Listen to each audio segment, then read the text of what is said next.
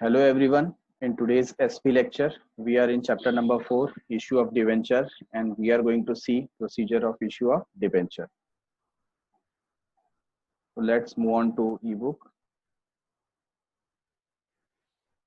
Our question is procedure for issue of debenture, as you can see here in point number 4.2. But before going through this, we shall see or check what are the procedures applicable for issue of share so that we can make a comparison. ठीक है, तो issue of share हमने किया हुआ था chapter number 3 में. हम चाहते हैं कि उसे एक बार हम गो थ्रू कर लें तो एक कंपैरिजन हो जाएगा. तो इजीली इश्यू ऑफ शेयर और इश्यू ऑफ डिवेंचर के अंदर क्या रिलेशन है आप ये समझ सकते हैं. तो कुछ पॉइंट हैं जो मैच करेंगे और आपको बाय हार्ट करने में इजी होगा. ठीक है, स्टार्टिंग में हमने देखे क्या देखे, स्टैट्यूटरी प्रोविजंस. ठीक है, statutory provisions and then general provision. यहाँ पर क्वेश्चन बनता है अलॉटमेंट का, और अलॉटमेंट में ये सारी चीजें हम देख रहे हैं. ठीक है, ये सारे पॉइंट्स हमने कवर किए. जनरल प्रिंसिपल में proper authority, allotment must be against application only, reasonable time, absolute and unconditional allotment होना चाहिए. कम्युनिकेशन, जो भी इन्वेस्टर है उनको प्रॉपर टाइम पे आप कम्युनिकेट करें कि उन्हें उनका शेयर मिला या नहीं मिला.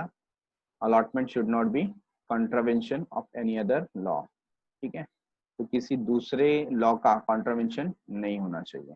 ये हमने क्या देखा था, provisions related to allotment of share.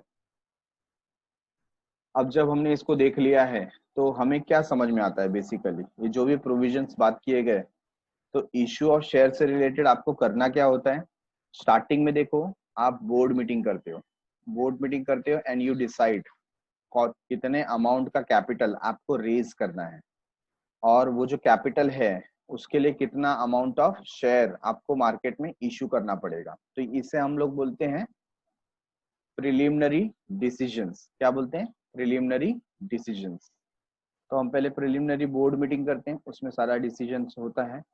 कौन से टाइप का शेयर इशू करना है, कितना इशू करना है, कब इशू करना है, कितने पीरियड के लिए इशू ओपन होगा, फेस वैल्यू क्या होगा, इशू प्राइस क्या होगा, एप्लीकेशन मनी क्या होगा. ठीक है ना, ये सारी चीजें डिसाइड होती हैं. इसके बाद क्या होता है, बोर्ड मीटिंग हमने कर लिया. Now we prepare our prospectus. Prospectus को ड्राफ्ट करते हैं. ठीक है ना, क्योंकि प्रोस्पेक्टस हमें मार्केट में इशू करना है तो उसे आप ड्राफ्ट करोगे. ड्राफ्ट करने के बाद मार्केट में इशू करने के पहले आप ये सेबी को दिखाते हो, और सेबी बोलता है, अगर उसे लगता है कुछ चेंजेस वगैरह करना है तो बोलता है इसमें ये चेंजेस करके आप किसको दिखा दो, आरओसी को दिखा दो. तो फिर प्रोस्पेक्टस आप क्या करते हो, जैसा सभी ने बोला है उस फॉर्मेट में बना करके आरओसी के पास सबमिट करते हो. अगर आरओसी ने बोला ओके है, ठीक है, अच्छा है, तो फिर आप क्या कर सकते हो, जनरल पब्लिक में उस प्रोस्पेक्टस को इशू कर सकते हो. ये प्रोस्पेक्टस मार्केट में किसके थ्रू जाता है, हो सकता है वेरियस एजेंट्स ब्रोकर्स के थ्रू जाए, या तो जो बैंकर हमने अपॉइंट करके रखे हैं बैंकर के थ्रू मार्केट में जाएगा. ठीक है, इस प्रोस्पेक्टस के साथ में क्या जाएगा, इस प्रोस्पेक्टस के साथ में जाएगा एप्लीकेशन फॉर्म. क्या जाएगा, एप्लीकेशन फॉर्म. जो इन्वेस्टर है ये एप्लीकेशन फॉर्म फिलअप करके बैंक में जो भी एप्लीकेशन मनी है वो जमा कर सकते हैं. तो इन्वेस्टर को दोनों चीजें देनी है. क्या देनी है, एप्लीकेशन फॉर्म और एप्लीकेशन मनी. अब जो ये एप्लीकेशन फॉर्म एप्लीकेशन मनी है, उसमें से जो एप्लीकेशन फॉर्म है बैंक क्या करता है, इसको कंपनी को भेजता है, और जो एप्लीकेशन मनी है वो अलग से एक अकाउंट में रखता है. ठीक है ना, हमने इससे बात की थी, जैसे एस्क्रो अकाउंट होता है, बराबर है, वैसे अकाउंट में ये अमाउंट को रखा जाता है. जब तक सैंक्शन नहीं आता कंपनी से, कंपनी फिर क्या करती है, सॉर्ट आउट करती है सारे फॉर्म्स को, बराबर है, और उसमें से चेक करती है किसको शेयर देना है किसको नहीं देना है, बराबर है. तो उसके आगे का यही सब प्रोसीजर है. Appointment of allotment committee, hold board meeting to decide basis of allotment, and then हम बोर्ड रेजोल्यूशन पास करते हैं कि किसको शेयर देना है किसको नहीं देना है. कलेक्शन ऑफ अलॉटमेंट मनी, जिसको शेयर मिल रहा है अलॉट किया गया उससे अलॉटमेंट मनी कलेक्ट किया जाएगा. Arrangement relating to letters of renunciation, यहाँ पर अगर किसी को रिन्यूनिकेशन कराना है तो उसके लिए लेटर अरेंज करेंगे। किसी को अपना जो शेयर है स्प्लिट कराना है तो स्प्लिट कराने का भी वो रिक्वेस्ट सेंड कर सकता है, उसे भी मान्य किया जाएगा। File returns on allotment, last में क्या करेंगे, ये जो पूरा अलॉटमेंट प्रोसीजर कैसे हुआ उसका पूरा इंफॉर्मेशन प्रोवाइड किया जाएगा थ्रू फाइलिंग। ये फाइलिंग कितने टाइम में हो जाना चाहिए, with in 30 days of the allotment of share. Prepare register of member and issue of share certificate, last में जो रजिस्टर ऑफ मेंबर है वो प्रिपेयर किया जाएगा और शेयर सर्टिफिकेट इशू किया जाएगा। हमने बात की थी ये जो शेयर सर्टिफिकेट है ये कितने महीने में मिल जाना चाहिए, विद इन 2 months में मिल जाना चाहिए। कभी 2 months, जब से आईपी हुआ, जब से हमने अलॉटमेंट किया, अलॉटमेंट से 2 महीने के अंदर ये जो शेयर है किसको मिल जाना चाहिए, शेयर होल्डर को मिल जाना चाहिए, है ना। और ट्रांसफर के टाइम पे विद इन 1 month, ट्रांसफर के टाइम पे विद इन 1 month। ओके,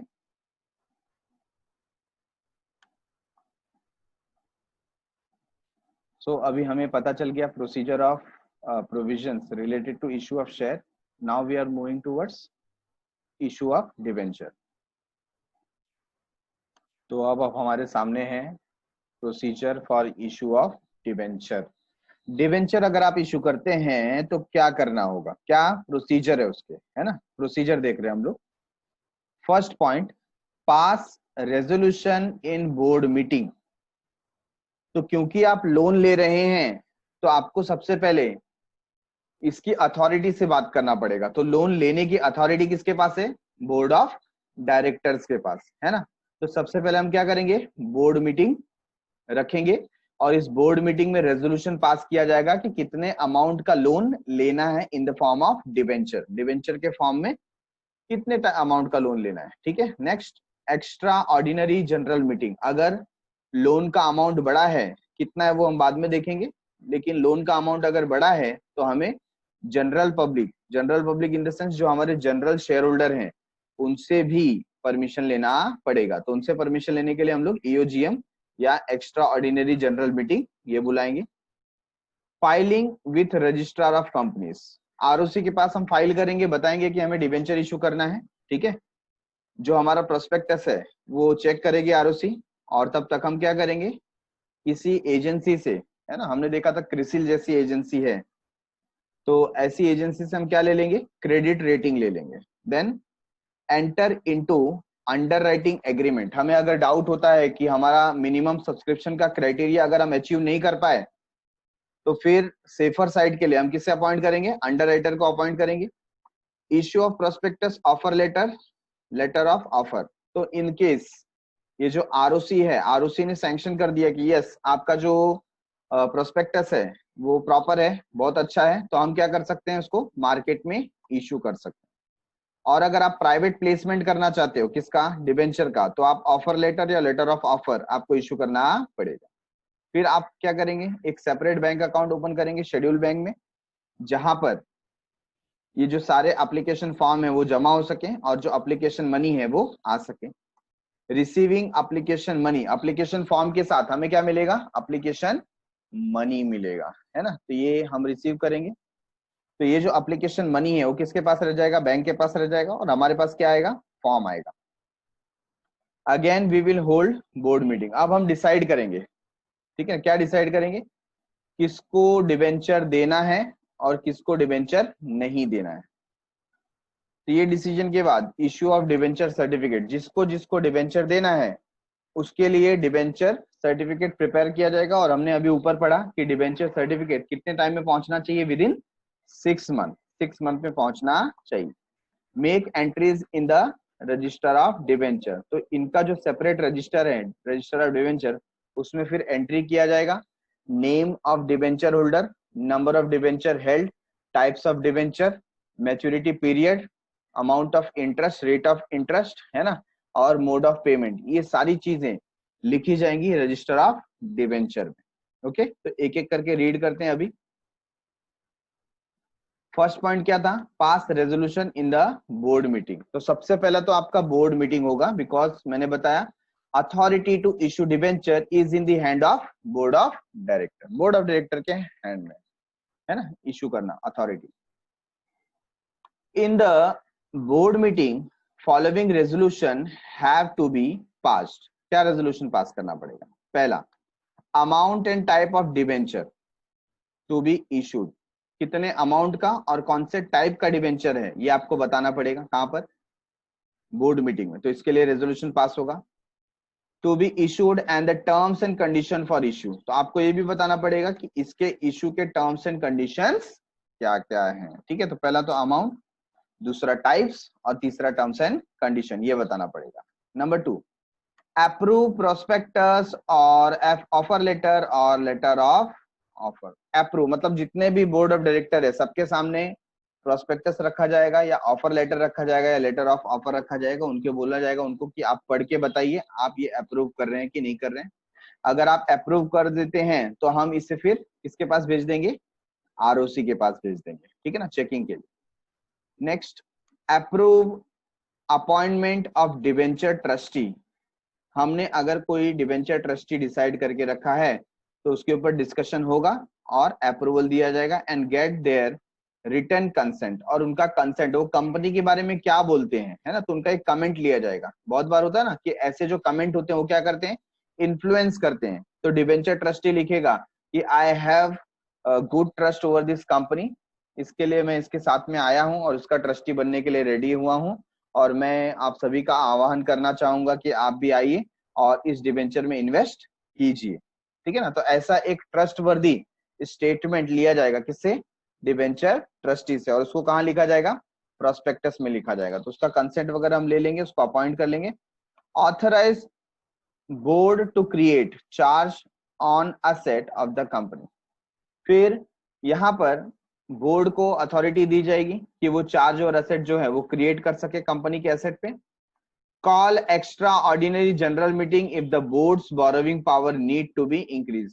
जितना भी बोर्ड को पावर दिया गया है, बोरोविंग पावर, अगर उसे इंक्रीज करना है तो किससे परमिशन लेना पड़ेगा? किससे लेना पड़ेगा? शेयर होल्डर से, है ना। तो शेयर होल्डर को बुलाने के लिए हम क्या रखेंगे इमरजेंसी में? Extraordinary general meeting. ठीक है। Authorises board to open a separate bank account for receiving money from applicant. ये जो एप्लीकेंट्स है जो पैसा देना चाहते हैं तो हम बोर्ड को क्या करेंगे? यहाँ पर ऑथराइज करेंगे कि आप एक सेपरेट बैंक अकाउंट ओपन कर सकते हैं ताकि ये लोग अपना पैसा जमा कर सकें। ओके,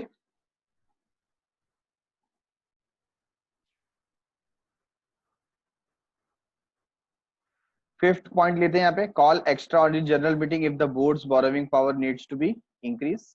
तो ये कब होगा? सिर्फ बोरोविंग पावर जब इंक्रीज करने की जरूरत पड़े तभी। हाँ, तो नेक्स्ट पॉइंट में हम लोग लेते हैं point number 6, authorizes board to open a separate bank account receiving application money from applicants। applicant से पैसा लेने के लिए हम लोग क्या करेंगे? बोर्ड ऑफ डायरेक्टर को ऑथराइज करेंगे कि वो एक सेपरेट बैंक अकाउंट ओपन कर सके। Point number 2, hold extra ordinary general meeting. अच्छा, ये मीटिंग क्यों बुलाई गई? क्योंकि हम लोग नेक्स्ट एजीएम तक वेट नहीं कर सकते, है कि नहीं, और हमें परमिशन लेना है। तो इसलिए if the borrowing power of the board is to be increased, extraordinary general meeting must be held to get the shareholders approval through a special resolution। तो ये तभी जरूरत है जब बोरोइंग पावर को इंक्रीज करना है। अगर ऑलरेडी उस अमाउंट तक अथॉरिटी दी गई है तो ईओजीएम की कोई जरूरत नहीं है, ईजीएम की कोई जरूरत नहीं है। लेकिन अगर बोर्ड को क्या करना है? यहाँ पर इंक्रीज करना है बोरोइंग पावर, तो ईजीएम करना पड़ेगा। ठीक है। Filing with registrar of company. क्या फाइल कर रहे हैं हम? Prospectus, offer letter, letter of offer, ये क्या कर रहे हैं? फाइल कर रहे हैं। ठीक है। कहाँ फाइल करेंगे? आरओसी। क्यों आरओसी के पास पहले दे रहे हैं? कि ऐसा ना हो कि कहीं आप कुछ गलत वायदे कर दें, गलत इंटरेस्ट रेट बता दें। तो आपने अपने प्रोस्पेक्टस में क्या लिखा हुआ है उसे चेक करने के लिए आरओसी डिमांड करता है। ठीक है। Secretary has to file the special resolution and a copy of prospectus. दो चीज यहाँ पर देखो बात कर दिया, या तो ये क्या दो, पहला दो स्पेशल रेजोल्यूशन, दूसरा copy of prospectus, offer letter और letter of offer with ROC within 30 days of board meeting. Board meeting के 30 डेज के अंदर। ठीक है। तो ये आपको फाइल करना पड़ेगा। किसके साथ फाइल करना पड़ेगा? आरओसी के। Next is obtaining credit rating, तो रेटिंग ऊपर आपको बता दिया, क्रिसिल जैसी जो ऑर्गेनाइजेशन है वो आपको क्या देगी, रेट देगी, तो आपको पहले वहां पर अप्लाई करना पड़ेगा, कुछ पेमेंट करना पड़ेगा बेसिक, फिर वो आपको रेटिंग प्रोवाइड करेगी। ठीक है, तो क्रेडिट रेटिंग में आप क्या लिखेंगे, company gets its debenture rated by one or more credit rating agency, आप एक से कराएं या एक से ज्यादा से कराएं आपकी मर्जी, लेकिन मिनिमम एक से तो आपको रेटिंग लेनी ही पड़ेगी। The rating must be mentioned in the prospectus और ऑफर लेटर और लेटर ऑफ ऑफर, तो आपका जो रेटिंग है वो प्रोस्पेक्टस में या ऑफर लेटर में या लेटर ऑफ ऑफर में मेंशन होना चाहिए, ताकि जो इन्वेस्टर है उनको पता चले कि आपका जो इन्वेस्टमेंट स्कीम है वो कितना सेफ है। Safety is important. ठीक है, number 5, enter into underwriting agreement. Underwriter के साथ एग्रीमेंट करेंगे, कब करेंगे, जब हमें डर लग रहा है कि कहीं मिनिमम सब्सक्रिप्शन अचीव नहीं कर पाए तो क्या होगा, ऐसे केस में आप क्या कर लो, अंडरराइटर से एग्रीमेंट कर लो। Company enters into an underwriting agreement for underwriting its debenture issue. ठीक है, issue prospectus, letter of offer, offer letter, अब हम जनरल पब्लिक के सामने इसे इशू कर सकते हैं क्योंकि अप्रूवल मिल गया आरओसी से। So in point number 5, we will enter into an agreement with underwriter for minimum subscription. Minimum subscription achieve करना है तो underwriter के साथ में एक agreement करेंगे। Point number 6, issue prospectus, letter of offer, offer letter, है ना। ROC से कंफर्म होने के बाद हम क्या कर रहे हैं, prospectus issue कर रहे हैं जनरल पब्लिक को। Company issues prospectus if it is inviting the public to buy its debenture। आपको पब्लिक को इनवाइट करना है ताकि वो आए और डिबेंचर परचेस करे, तो आप क्या करोगे, मार्केट में प्रोस्पेक्टस इशू करोगे। Offer letter is issued if the company makes private placement and letter of offer for right issue, है ना। तो यहाँ पर अलग अलग चीजें दिखाई गई हैं कि आप जनरल पब्लिक से डिबेंचर का पैसा लेना चाहते हैं तो प्रोस्पेक्टस इशू कीजिए, प्राइवेट प्लेसमेंट करना चाहते हैं तो letter of offer, sorry offer letter, और लेटर ऑफ ऑफर कभी जब भी राइट इशू किया है तभी। Okay, point number 7, open a separate bank account. फिर आप क्या करेंगे, बैंक अकाउंट ओपन करेंगे ताकि जो एप्लीकेशन मनी है उसमें जमा हो सके। ठीक है ना, लोग अप्लाई करेंगे तो एप्लीकेशन फॉर्म के साथ में क्या देंगे, application money. Company opens a separate bank account in a scheduled bank to receive the money from the applicants, है ना। तो यहां पर क्या हुआ, जब हमने मार्केट में प्रोस्पेक्टस इशू किया, प्रोस्पेक्टस के साथ क्या इशू किया, एप्लीकेशन फॉर्म, बराबर है।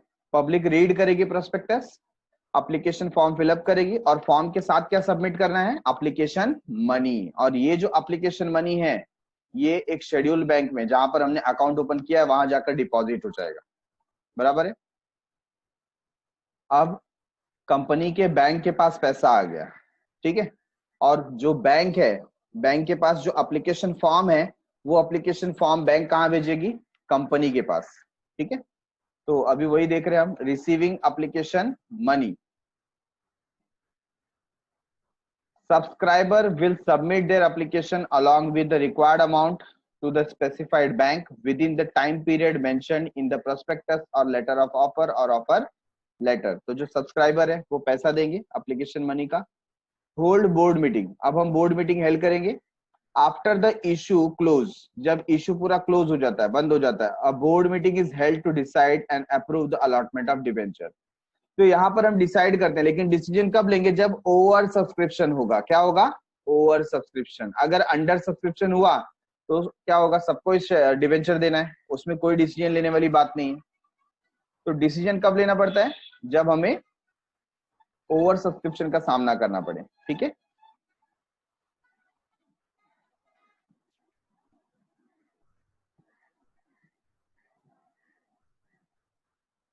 Board also approves creation of charge on the companies asset, है ना। तो यहाँ पर हम क्या कर रहे हैं, we are holding a board meeting.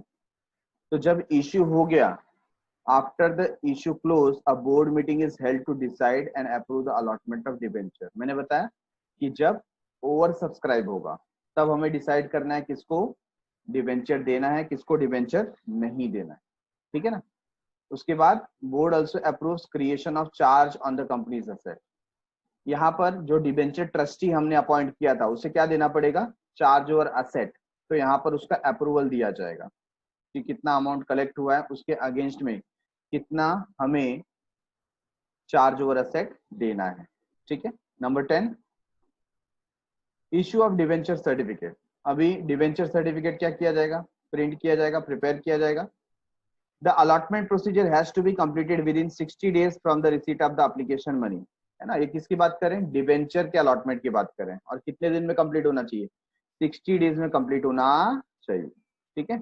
Company has to issue debenture certificate within 6 month, 6 महीने के अंदर जो डिबेंचर होल्डर हैं उनके पास सर्टिफिकेट पहुंच जाना चाहिए, हमने इशू कर देना चाहिए, ठीक है। Last point number 11, make entries in the register of debenture holder. तो हम क्या करेंगे, अब जितने भी डिबेंचर होल्डर हैं सबका जो इंफॉर्मेशन है ये एक डिबेंचर रजिस्टर बनाएंगे, डिबेंचर होल्डर्स रजिस्टर, और उसमें उसको प्लॉट करेंगे, ठीक है।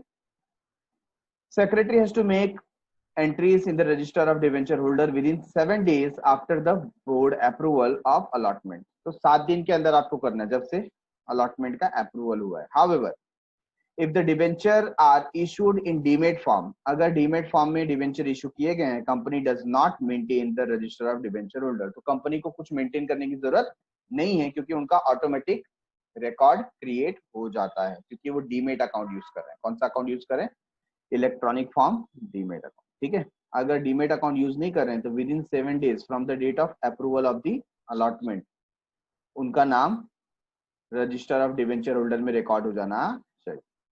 Got it. तो ये 11 पॉइंट हमने देखा क्वेश्चन क्या था हमारा, procedure, right, procedure for issue of debenture. उसमें point number 1, pass resolution in board meeting. Board meeting में हम रेजोल्यूशन पास करेंगे किस किस चीजों के लिए, अमाउंट क्या होगा, टाइप क्या होगा, टर्म्स एंड कंडीशन क्या है, ठीक है। नंबर 2, जो प्रोस्पेक्टस है उसे क्या कराएंगे, अप्रूवल कराएंगे, उसका लेटर ऑफ ऑफर या ऑफर लेटर उसको अप्रूव कराएंगे, किससे, बोर्ड से। Approve appointment of debenture trustee, जो डिबेंचर ट्रस्टी हम अपॉइंट कर रहे हैं उसका अप्रूवल होगा। Authorise board to create charge or asset, तो बोर्ड क्या करेगा, ऑथराइज करेगा कि कितना चार्ज और असेट आपको क्रिएट करना है। फिर एक्स्ट्रा ऑर्डिनरी जनरल मीटिंग जो है वो बुलाया जाएगा।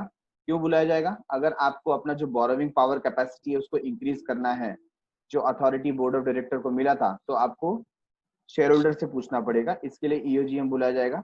Authorises board to open a separate bank account, ठीक है ना। तो यहाँ पर मनी रिसीव करने के लिए एक सेपरेट बैंक अकाउंट ओपन करने के लिए रेजोल्यूशन पास किया जाए, तो ये रेजोल्यूशन से रिलेटेड था।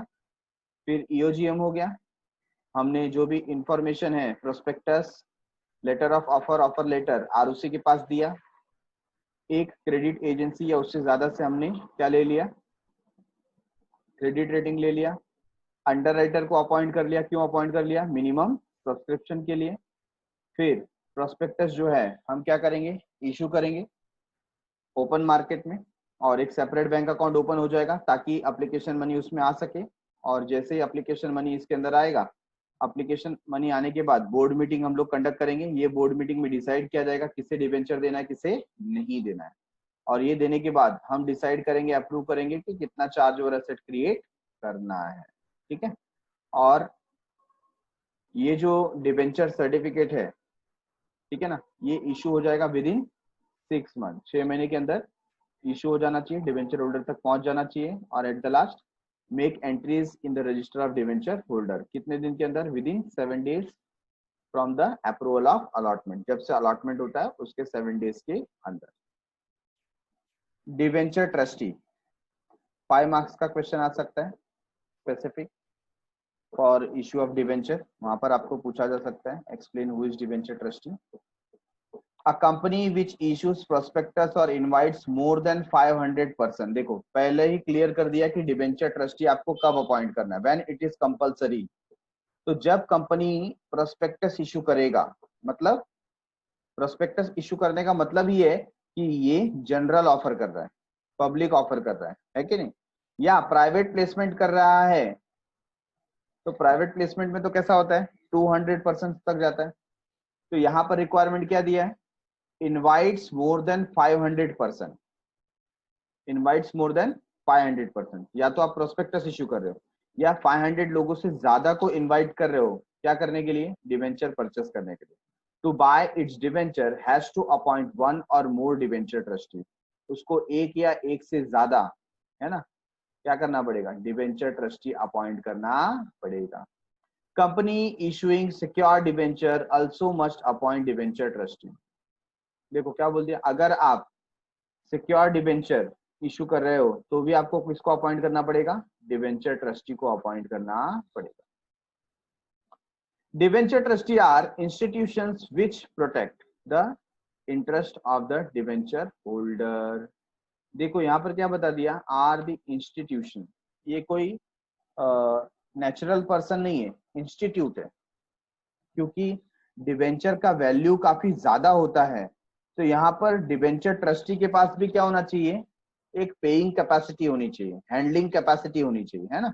तो debenture trustees are institutions which protect the interest of the debenture holder, जो डिवेंचर होल्डर के इंटरेस्ट को क्या करते हैं, प्रोटेक्ट करते हैं, ठीक है। The company creates a charge on its movable or immovable asset or asset of its subsidiary company or holding company. Company अपने asset पे क्या करती है, चार्ज क्रिएट करती है। That means वो ऐसा रूल बनाती है कि in the case where a company is unable to pay the principal amount or the interest amount of the debenture, at that moment of time, debenture trustee can take a decision to sell off all the assets on which charges are created and pay off debenture holder, है ना। वो क्या कर सकता है debenture trustee, अगर company पैसा नहीं दे पा रही है या उसने पैसा नहीं दिया है, तो डिवेंचर ट्रस्टी के पास पावर होता है कि जो भी असेट के ऊपर चार्ज और असेट क्रिएट हुआ है उसको वो मार्केट में सेल करके डिवेंचर होल्डर के पैसे रिटर्न कर सकता है, ठीक है। Charges is created in the favour of debenture trustee. तो यहाँ पर हम एक एक डिवेंचर होल्डर को चार्जेस नहीं देते, ये जो चार्ज और एसेट है ये हम सिर्फ किसको दे देते हैं, डिवेंचर ट्रस्टी को देते हैं, क्योंकि ये ही डिवेंचर होल्डर का कौन है, रिप्रेजेंटेटिव है। The trustee become the custodian of the asset, वो उस एसेट का क्या है, रखवाला है, कस्टोडियन है, on which charges has been created, ठीक है। तो उसका वो कौन है, रखवाला है, कस्टोडियन है। Debenture trustee is appointed before prospectus or letter of offer letter is issued or within 60 days after the allotment of debenture. तो डिवेंचर ट्रस्टी को कब अपॉइंट करना है वो बता दिया, या तो आप क्या करें, प्रोस्पेक्टस इशू होने के पहले अपॉइंट कर दें या 60 दिन के बाद करेंगे तो भी चलेगा, ठीक है। कब से 60 दिन, after the allotment of debenture, debenture के अलॉट होने के 60 डेज के अंदर आप डिवेंचर ट्रस्टी को अपॉइंट करते हो तो भी चलेगा, कोई प्रॉब्लम नहीं है। The trustee must give a written consent to act as a debenture trustee, और यहाँ पर जो पर्टिकुलर ट्रस्टी है उसने एक लिखित रूप में अपना स्वीकृति देनी पड़ेगी। स्वीकृति मतलब हाँ मैं डिवेंचर ट्रस्टी बनने के लिए रेडी हूँ, I am ready to become a debenture trustee, है ना, ऐसा उसने लिख के देना चाहिए। The prospectus or letter of offer letter must mention the name of debenture trustee। तो जो भी prospectus है उसके अंदर उसका नाम लिखा होना चाहिए। हाँ, अगर उस टाइम डिवेंचर ट्रस्टी आपने अपॉइंट ही नहीं किया तो नाम कैसे लिखोगे, बराबर है ना। तो भी हमको एक यहाँ पर ऑप्शन दिया हुआ है कि 60 डेज के बाद, अलॉटमेंट के 60 डेज के बाद भी आप डिवेंचर ट्रस्टी को अपॉइंट कर सकते हैं। क्लियर है। Debenture trust deed, trust deed मतलब एग्रीमेंट, डीड मतलब agreement. Company enters into a contract with one or more debenture trustee, एक या एक से ज्यादा डिवेंचर ट्रस्टी के साथ में कंपनी क्या कर सकती है, कॉन्ट्रैक्ट कर सकती है, ठीक है ना। अगर डिवेंचर का वैल्यू अमाउंट बहुत ज्यादा है तो हमको एक से ज्यादा डिवेंचर ट्रस्टी को क्या करना पड़ेगा, अपॉइंट करना पड़ेगा। The terms and conditions of the agreement is written in the debenture trustee trust deed, जो भी terms and condition है वो debenture trust deed में लिखे हुए होंगे।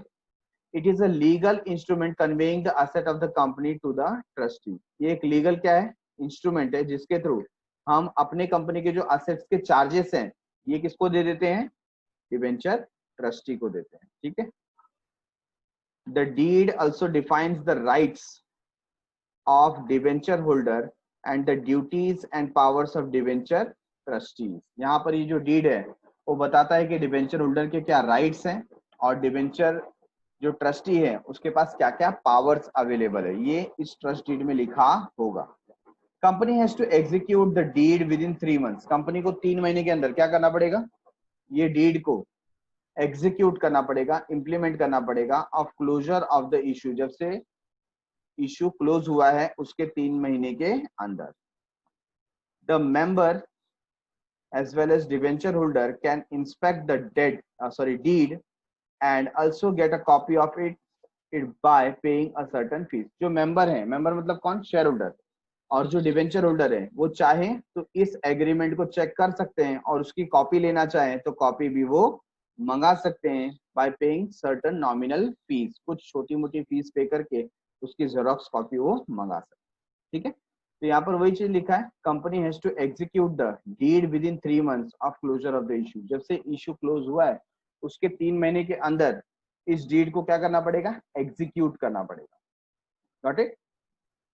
तो here we have finished with this chapter, issue of debenture. एक क्विक रिवीजन भी हमने ले लिया। चलो फटाफट आप लोग क्या करेंगे, ये जो एक्सरसाइज है इसका आंसर देंगे एक एक करके।